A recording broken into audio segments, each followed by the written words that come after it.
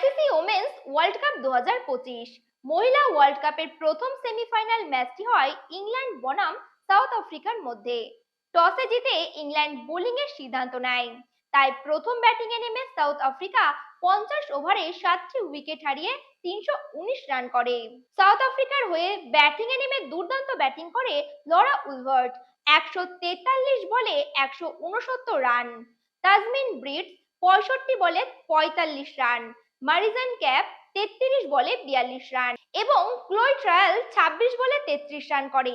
ইংল্যান্ডের হয়ে বোলিং করতে নেমে সোফি এক্লস্টন একটি মেইডেন ওভার দিয়ে 4টি উইকেট নেন এবং লরেন বেল 2টি উইকেট নেন। এরপর ইংল্যান্ড ব্যাটিং এ নেমে 42 ওভার 3 বলে সব উইকেট হারিয়ে মাত্র 194 রান করতে পারে।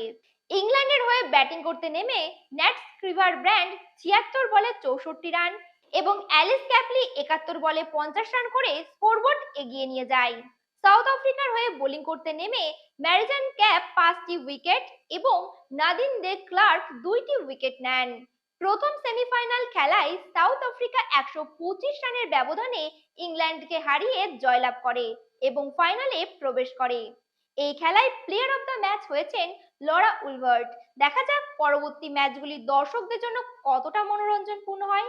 দেখছিলেন এইচপিএস স্পোর্টস। নমস্কার।